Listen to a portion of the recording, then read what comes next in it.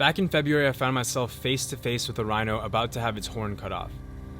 Rhino horns have been a talk of great controversy for a long time now, and with the rising demand, the population of rhinos is rapidly decreasing. Poachers are risking it all to kill rhinos and get their hands on a horn. So why am I filming a rhino about to have its horn removed? It's a long story, and a tough one for me to tell. But after witnessing firsthand the events that happened before my eyes in South Africa, I knew it was a story that had to be told. So let me take you way back to the very start. It all started on an early morning hike somewhere in Hawaii. The sun had just come up from behind the horizon when I received a phone call. Hello? Yo, what's up, Sam? Tim here. I just found this badass charity down in South Africa called Vetpaw. They help save endangered species. We gotta tell their story, man. Okay, hold up. So there's this guy I met when I was in the Philippines last year. His name's Tim Sykes, and I gotta say he's one of the most interesting people I've ever met. I'm back with Tim Sykes. The internet has changed everything. I'll teach anybody. That's the beautiful thing. Tim Sykes is a self-made millionaire trader and the creator of the Millionaire Challenge. Seen by the world as this incredibly wealthy stock trader who's gathered a following of countless people across the globe looking to him for insight into the world of finance, I've been able to get to know him personally and learn a little bit more about Tim. Wealth and money for money's sake is not going to make you happy in life. Money does not buy you happiness. You have got to identify your purpose in life, your mission, your reason for being. Tim's reason for being? To help change the world one step at a time through his charity Karmagawa. So that's Tim, and I would never say no to an opportunity like this. Nobody speak, nobody get show, hey. Nobody speak, nobody. So we are flying directly from Hawaii to Johannesburg, South Africa.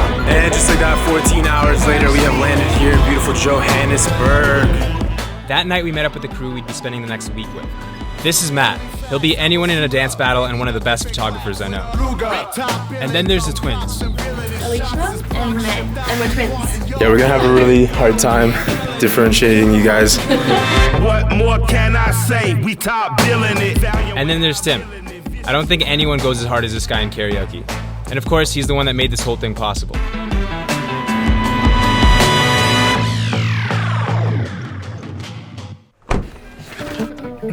We set out the next morning to our first stop in Zululand, an area east of Johannesburg known for its big open plains full of wildlife.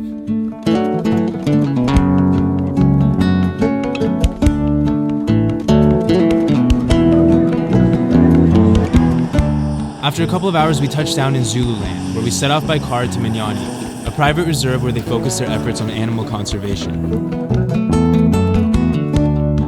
Okay. Look at them.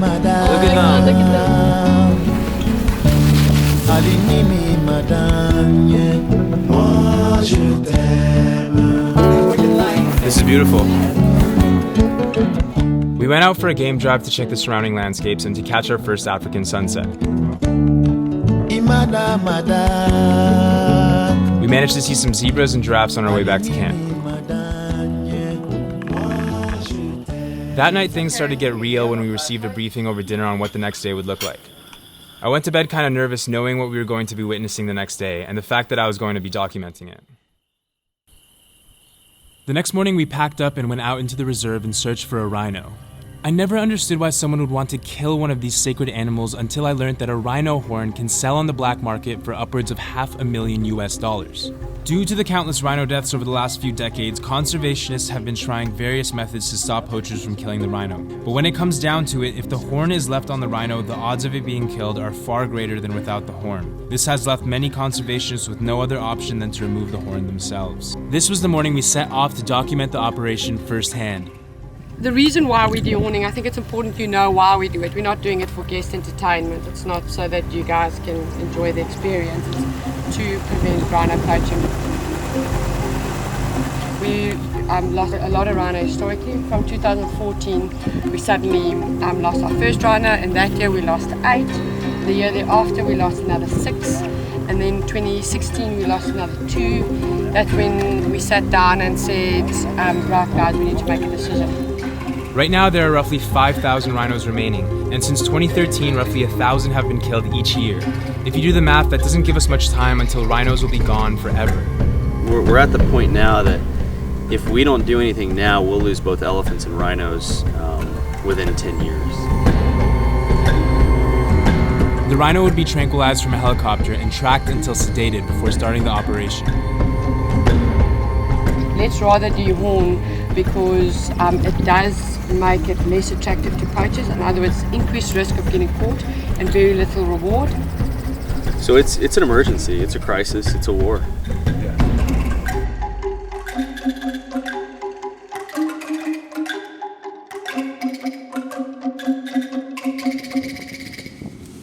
So here's the deal. Rhino horns are made up of keratin, the same stuff your hair and fingernails are made up of. Poachers will go in and cut off as much of the horn as possible, usually killing the rhino or severely dismembering its face. The footage you're about to see can be disturbing. This is a rhino after a poacher got to it, and to me, a clear indicator why people are devoting their lives to help protect these animals. Rhino conservationists cut safely above the growth plate, unaffecting the rhino's health and leaving a stump that grows back in 2 to 3 years. And because rhinos have no natural predators besides poachers, living without a horn does not make them more vulnerable out in the wild.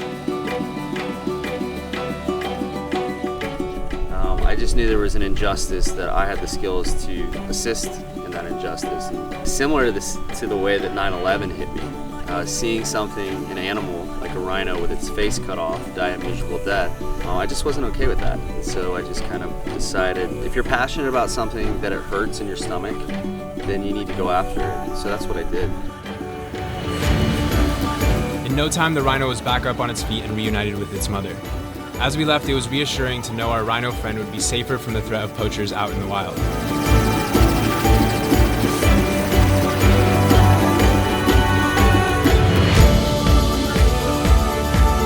We spent the next couple days learning about the other animal conservation work being done in Zululand before heading out to our next destination. It's just the start.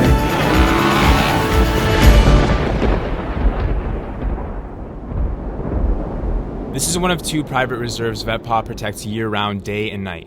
A landmass spanning over 40,000 hectares, and because of Vetpaw's active duty here, it is known to be full of wildlife, which of course inevitably brings in the attention of poachers.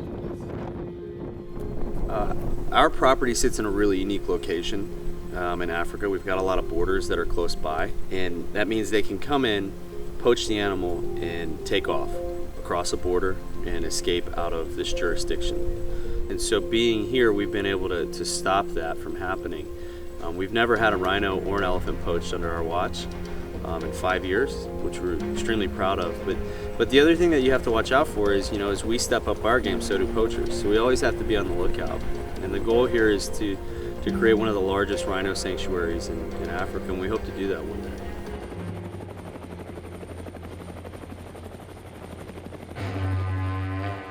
Vetpaw stands for Veterans Empowered to Protect African Wildlife.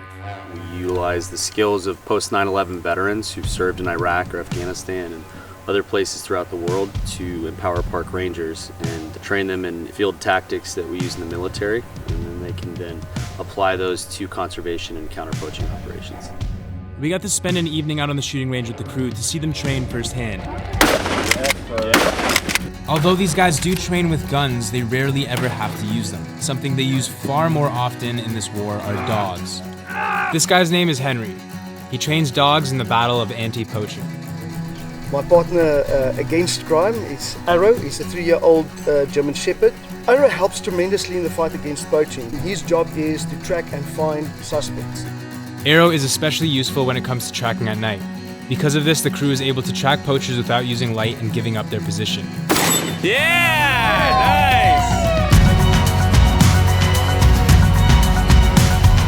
Vetpaw also takes care of several lions and a leopard that were all rescued at a young age.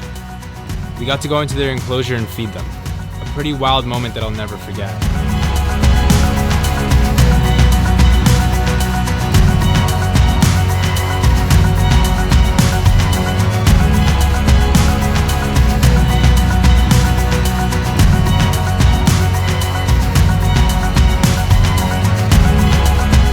We spent our last evening trying to track down some elephants.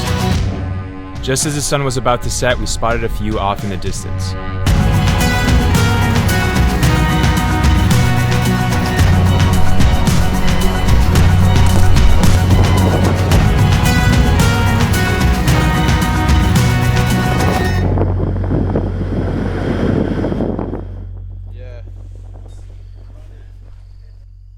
That's the lions. Are they close?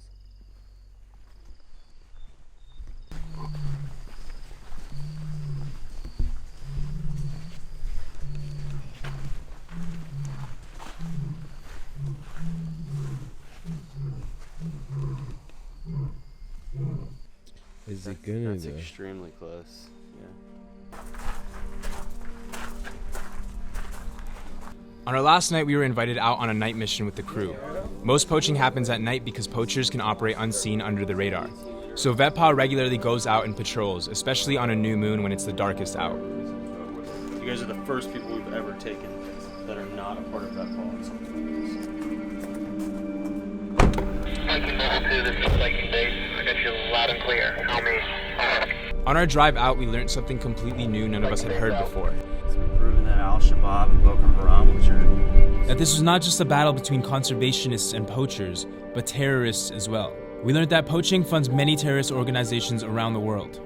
It's well documented that poaching funds terrorism and terrorist cells all throughout Africa. Even in Al-Shabaab, it's reported that approximately 40% of their operational costs and funding comes through poaching. So we just made it to our first location. We're parking the cars and we're gonna climb this mountain and scout from there. Poaching right now is at the extreme level. I mean, they're poisoning, they're using IEDs in some places, improvised explosive devices, high caliber assault rifles, tranquilizers even, to put the animal down so that you can't hear gunshots. From the observation point, we set off to the border of the property where one of the crew spotted some fresh spoor. It's pretty insane watching these guys do what they do firsthand. Like, there's absolutely no way I would be able to find footsteps in the middle of nowhere. We've got fresh spoor, which is a footprint.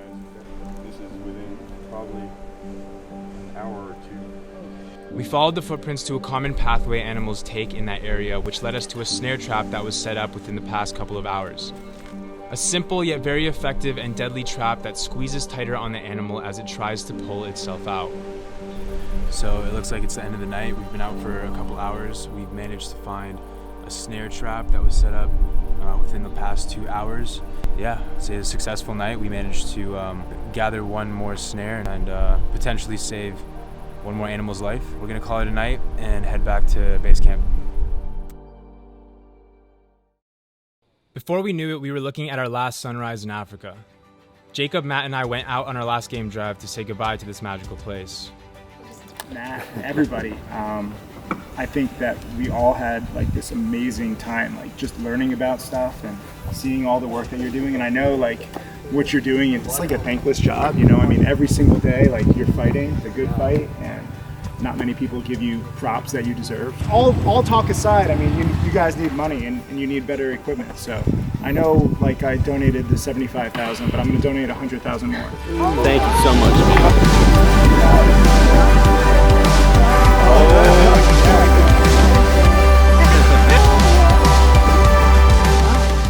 After seeing these animals firsthand and the unseen effort and dedication Vetpaw and their team were investing, it made me grow a new sense of respect and understanding towards the battle of anti-poaching. The reason I made this video was to raise awareness, and the reason I'm sharing it with you is because I believe we have the power to make a historic impact in the war against poaching.